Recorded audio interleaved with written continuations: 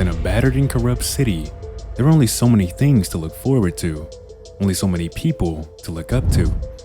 But how will the people react when they find that one of the most beloved guys in Los Sueños is one of the main contributors to the madness, and for it, will be behind bars for the rest of his life? This is what you missed in Valley of the Dolls. April 16th, 2022, the LSPD arrived at 1962 Irwin Drive with a warrant for a man's arrest. That man will soon come to be known as Amos Vall. Now, among the people of Los Sueños, Mr. Vall is a highly regarded public figure, being remarked as the Man of the Year. He's also an adult film actor, and it doesn't take much time inside of his home for you to find that out for yourself. Looking closer at these posters, for purely educational reasons, we can see that Amos seems to be married. This woman will come to be known as Daniela Vall. And not only are they both adult film stars, they're accomplished ones at that. Based on this video playing on the television, she's been showing her body off to strangers for over a decade.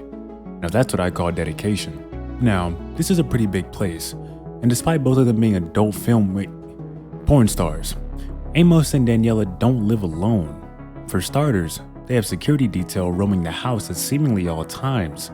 But apart from that, they also have a daughter, but not together. Amos has a daughter. Daniela is her stepmom. The daughter's name is Janie. Now on the day of this raid, it is made very apparent that her birthday is also taking place. Today, she is turning 18. But she doesn't seem to be the most enthusiastic about it. Investigating her room, we can see that she wrote "dumb birthday party" sigh emoticon on her calendar. Now, based off of the other things found in her room, this is pretty out of character for her. She seems to have sort of a goody two-shoes element. She cares about the earth. She donates her unused clothes. She's a tutor, and the car outside that she got for her birthday, she auctioned it and donated the revenue to charity. So why did she not even want this birthday party to happen then? With a little more snooping around, you'll find these photos among others. Janie and her biological mother. Janie seems to like her. But wait a minute, go back. That's Amos, crossed out. She clearly doesn't like him. And not only that, but going just behind her bed, you'll find another note. Janie, your mother was always such a great subject to photograph. Here's one of my favorites of her. Happy birthday, sweetheart. I love you. Dad. P.S. I know you and Danny don't see eye to eye, but she loves you too. Stop the cap.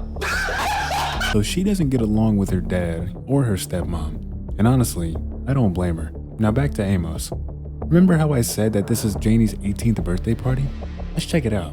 Following the path set by these messages, we will eventually run into our first WTF situation. Amos. Self-feed contest? Ignoring the awful name, that is a very peculiar contest to have. But there's nothing illegal about it, so we'll move on. In the party area, you'll see things like liquor, and even worse, a substance that is probably cocaine. Neither one of them being legal to serve to individuals under the age of 21. Based on this note here, Amos is well aware of this, yet it seems he's implying that he's okay with breaking the law. I have a feeling that won't be the last time. Amos up to this point has been pretty fishy, and none of this stuff I've gathered helps his case whatsoever. Destroying possible evidence? Of what? And not only that, but take a look at this. Dad, tell your dogs to stay out of my room. Caught Andy in here while I was tutoring. You're not the only one who knows how to use a camera. Ouch. But wait, there's more.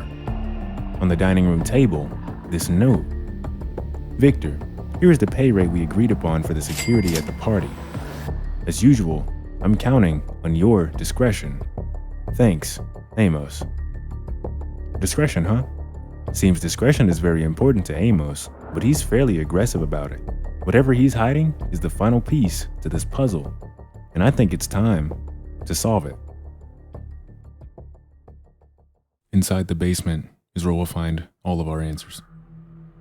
This room seems to be a set dedicated to recording children.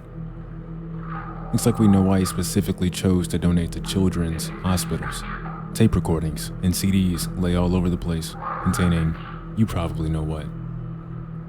Within these four walls, you'll be exposed to sensitive imagery, his obsession, his desires, his guilty pleasure. This is what he's been hiding the whole time. But unfortunately, it's not where it ends. This is.